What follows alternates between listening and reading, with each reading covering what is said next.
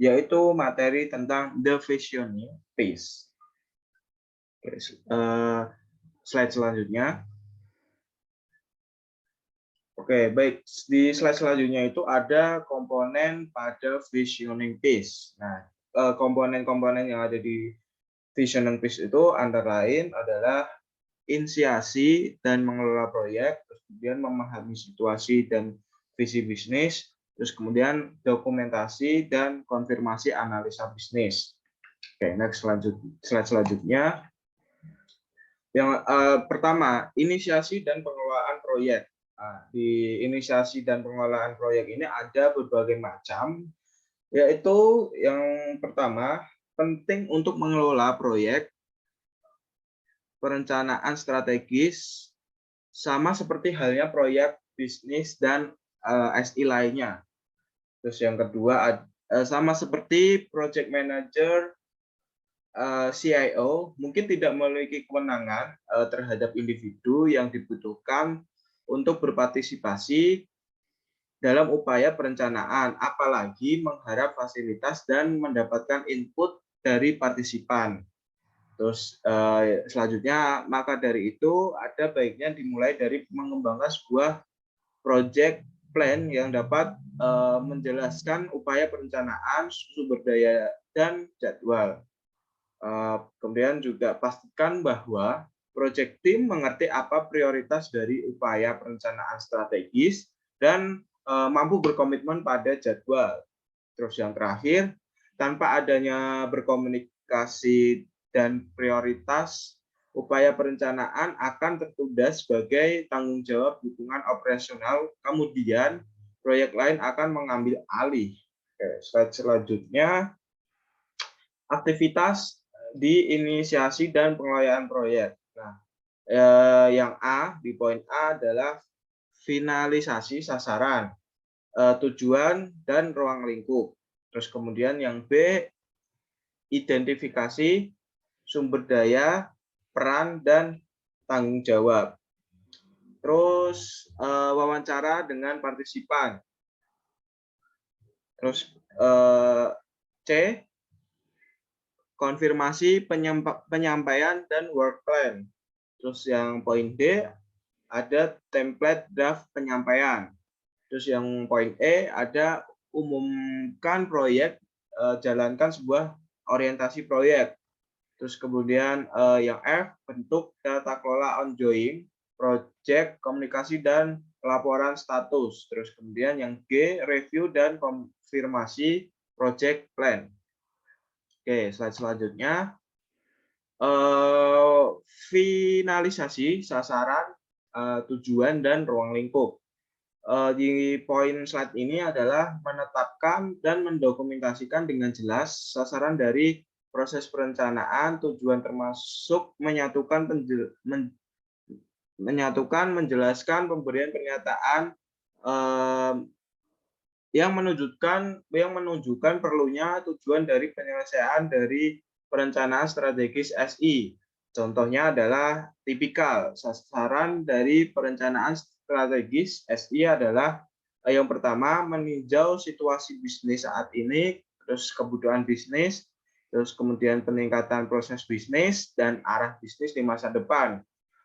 Terus selanjutnya, analisa situasi bisnis dan identifikasi bagaimana bisnis berdampak pada situasi dan arah SI. Terus dan bagaimana SI mempengaruhi bisnis.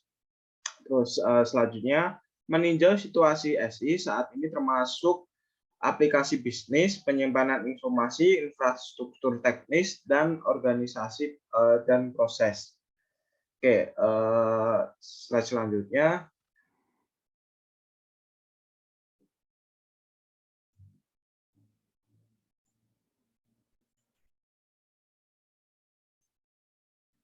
Masih finalisasi sasaran, tujuan, dan ruang lingkup. Kita lanjut. Poin selanjutnya adalah identifikasi infrastruktur penting yang dibutuhkan untuk mendukung bisnis. Terus kemudian identifikasi dampak SI terhadap organisasi dan kebutuhan staf. Terus kemudian menetapkan proses SI yang perlu untuk ditingkatkan. Kemudian formulasi rencana implementasi, menetapkan spesifikasi proyek, prioritas, dan roadmap. Terus selanjutnya identifikasi perkiraan biaya dan manfaat bisnis. Terus kemudian mengembangkan rencana komunitas, hubungan bisnis, dan tata kelola untuk rencana implementasi. Nah,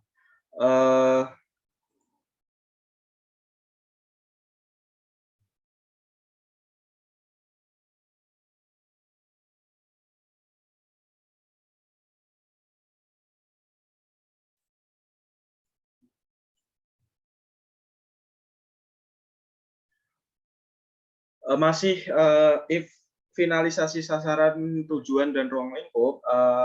Kita lanjutkan poin selanjutnya adalah ketika menetapkan tujuan dan sasaran dari perencanaan strategis, dokumentasikan pertanyaan spesifik untuk dijawab selama proses perencanaan. Terus kemudian daftar pertanyaan tersebut bukanlah pertanyaan untuk keperluan wawancara, melainkan pertanyaan yang dibutuhkan untuk melaksanakan proyek, untuk melaksanakan proses perencanaan. Terus selanjutnya, ketika proses perencanaan selesai dilakukan, lihat kembali daftar pertanyaannya untuk memastikan semua pertanyaan telah mendapat jawaban. Terus terakhir adalah daftar pertanyaan menyangkut ruang lingkup SI, yaitu aplikasi bisnis, infrastruktur teknis, terus orang atau organisasi, terus dan proses. Selanjutnya, masih poin finalisasi sasaran, tujuan, dan ruang lingkup. Ruang lingkup. Definisikan ruang lingkup dari perencanaan strategis SI, selarasakan arah SI dengan bisnis, dan tetapkan kondisi batasan karena lingkungan bisnis.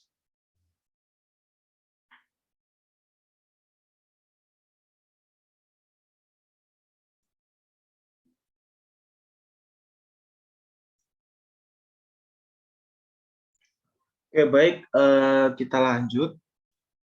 Tadi sampai slide finalisasi sasaran, tujuan, dan ruang lingkup. Oke, selanjutnya masih di finalisasi sasaran, tujuan, dan ruang lingkup.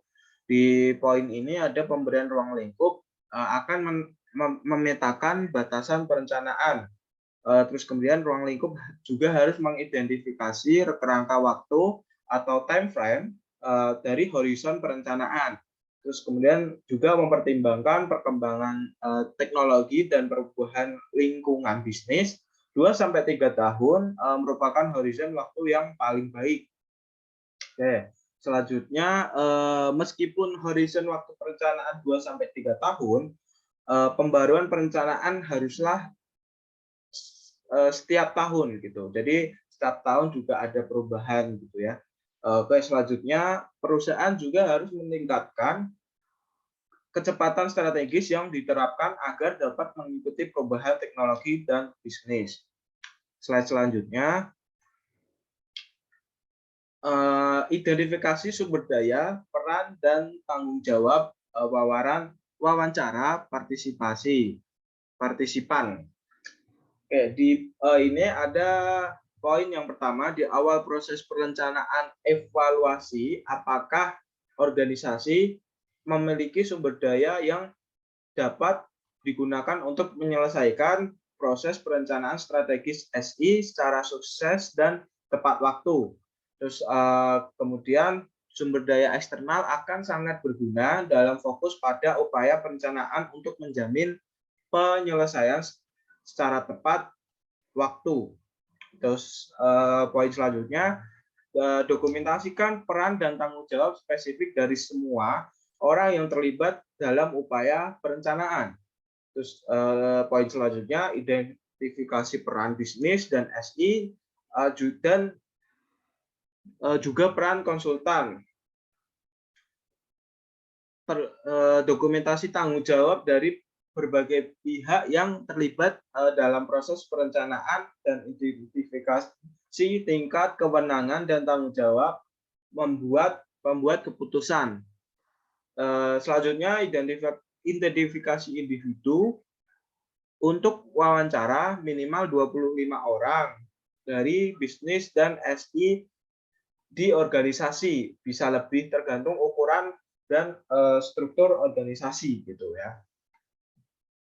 Oke, selanjutnya konfirmasi, penyampaian dan workflow. Terus selanjutnya template draft penyampaian. Nah, di template draft penyampaian ini ada beberapa poin. Yang pertama, tinjau kembali metodologi perencanaan untuk mengembangkan daftar isi dari perencanaan strategis. Kemudian, tinjau kembali juga daftar isi dengan daftar pertanyaan yang telah diidentifikasi dalam tujuan perencanaan. Pastikan terdapat bagian untuk menampilkan informasi untuk setiap jawaban. Oke, selanjutnya masih di poin template draft penyampaian. Nah, selanjutnya di awal proses perencanaan merupakan waktu yang paling tepat untuk membuat draft dokumen penyampaian. Dokumen ini nantinya akan menjadi sumber informasi perencanaan saat dikembangkan. Dokumen yang dibutuhkan antara lain adalah dokumen rincian catatan wawancara. Yang kedua ada dokumen rincian rencana strategis SI, mulai dari daftar isi, lampiran, yang termasuk tujuan, ruang lingkup, dan proses. Terus yang terakhir, dokumen untuk eksekusi presentasi manajemen eksekutif. Oke, slide selanjutnya. Di slide selanjutnya ini ada umumkan proyek dan jalankan orientasi proyek. Yang F, bentuk tata kelola ongoing proyek, komunikasi dan laporan status. Nah, di bentuk tata kelola ongoing proyek, komunikasi dan laporan status ini juga memiliki beberapa poin, yaitu langkah selanjutnya adalah mengumumkan proyek perencanaan strategis kepada semua pihak yang terlibat dalam proses dan wawancara. Terus selanjutnya, jika melibatkan sebuah tim dalam proses perencanaan, adakan sesi orientasi untuk menjelaskan proyek dan tanggung jawab masing-masing individu. Selanjutnya, komunikasikan juga progres dari upaya perencanaan. Terus kemudian tetapkan siapa yang harus selalu mendapatkan pemberitahuan dan seberapa sering diupdate, diberitahukan juga. Oke, selanjutnya 1G, review dan konfirmasi project plan. Nah, di review dan konfirmasi project plan ini memiliki beberapa poin juga, antara lain langkah terakhir dalam komponen inisiasi dan pengelolaan proyek adalah meninjau kembali dan konfirmasi dari project plan. Terus selanjutnya penting untuk memberitahukan update proyek kepada steering komite. Tinjau kembali finalisasi sasaran, terus ruang lingkup, project plan, peran dan tanggung jawab, wawancara partisipan, dan penyampaian daftar isi. Terus kemudian mintalah feedback atau saran dari steering committee. Oke, selanjutnya poin 2, yaitu memahami situasi dan visi bisnis. Nah, di poin ini ada memiliki beberapa poin, yaitu sulit untuk menentukan arah dari SI tanpa pemahaman yang menyeluruh dari arah bisnis. Terus selanjutnya, seiring dengan perubahan pada lingkungan bisnis, organisasi sering menggantikan produk, konsumen, channel distribusi, tipe produksi, bahkan industri. Pahami dan awasi potensi perubahan dan pertimbangkan saat melakukan perencanaan arah strategis SI. Selanjutnya, aktivitas untuk memahami situasi dan visi bisnis.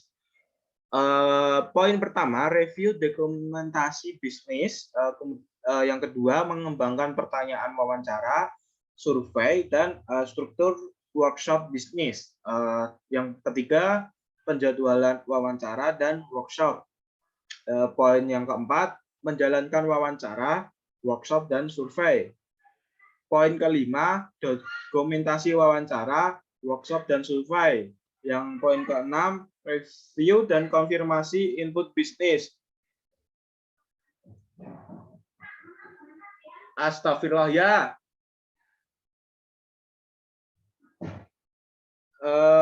Di poin 2A ini review dokumen bisnis.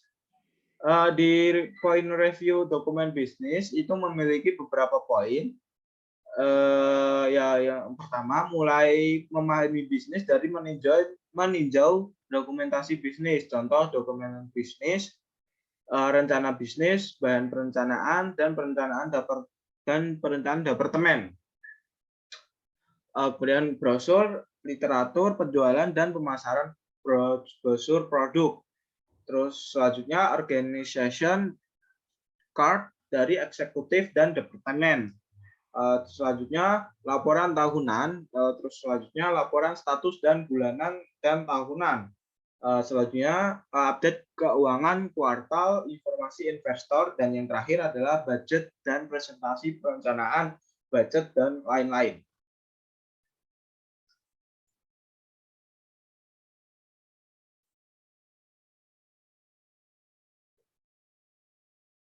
Yang kedua B adalah mengembangkan pertanyaan wawancara, survei, dan struktur workshop.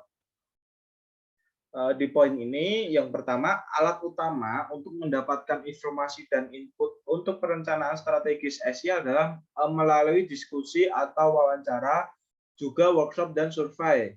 Workshop dapat membantu dengan melibatkan jumlah besar individu dan brainstorming. Selain itu juga survei digunakan untuk mengumpulkan data kuantitatif. Terus poin kedua, mengembangkan pertanyaan wawancara penting untuk menjamin bahwa nantinya kita akan mendapatkan semua informasi yang dibutuhkan. Susun wawancara agar produktif, usahakan maksimal 1,5 jam. 1,5 jam ya, 1,5 jam lah.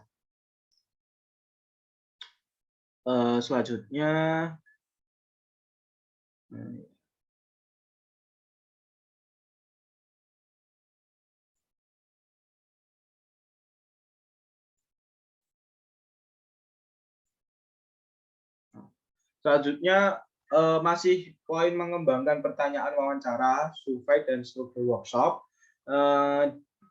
Poin selanjutnya ada 3 area dalam struktur wawancara. Yang pertama, kita harus mempelajari tanggung jawab dan departemen responden. Yang kedua, memahami pemikiran responden terhadap bisnis secara keseluruhan. Yang ketiga, memahami prospektif responden terhadap SI. Nah, yang poin ketiga, yang kedua, survei merupakan alat yang penting dan berguna untuk mengumpulkan data kuantitatif untuk membandingkan progres dari tahun ke tahun. Poin selanjutnya, survei dapat sangat pendek dan umum atau panjang dan spesifik. Semakin rinci survei, semakin spesifik juga informasi yang didapatkan. Masih poin mengembangkan pertanyaan wawancara, survei, dan struktur workshop. Di selanjutnya, tips menggunakan survei. Yang pertama, gunakan software survei untuk otomatisasi proses pengumpulan data. Terus yang kedua, bagikan ke semua pegawai, minimal pegawai dengan komputer ID. Terus, tips ketiga, perkiraan cara untuk menarik perhatian agar pegawai mau terlibat. Kemudian tips keempat, pastikan pertanyaan survei dapat dimengerti oleh average person di bisnis. Terus tips kelima, buatlah survei sependek mungkin, tetapi dapat berisi pertanyaan spesifik. Tips keenam, dapatkan input mengenai format survei dari tim manajemen SI. Oke, selanjutnya 2C menjadwalkan wawancara dan workshop. 2D jalankan wawancara, workshop, dan survei. Oke, penjadwalan merupakan tantangan administratif dikarenakan jadwal partisipan yang padat. Mulai diskusi dengan memastikan apa yang penting bagi tim perencanaan untuk memahami arah bisnis dengan baik. Karena pemahaman bisnis akan menjamin pengembangan arah SI. Terus minta izin untuk merekam dan pastikan untuk mencatat hal-hal yang penting.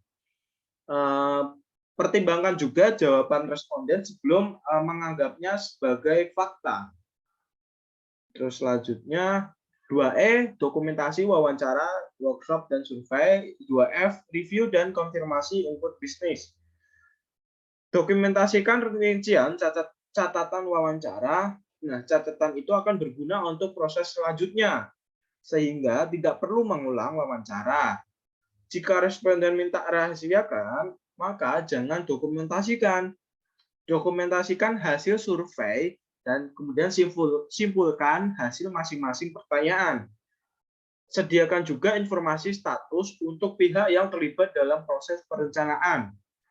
Identifikasikan juga jumlah responden yang diwawancara dan identifikasi responden tersebut. Mintalah feedback jika terdapat wawancara tambahan atau jika masih ada hal-hal yang perlu untuk pemahaman lebih jelas, dan untuk konfirmasi jika ada ketidakjelasan dan ketidakkonsistensian. Oke,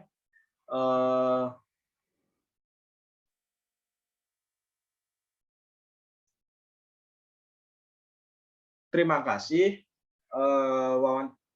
presentasi tugas dari PSSI. Demikian dari saya. Wassalamualaikum warahmatullahi wabarakatuh.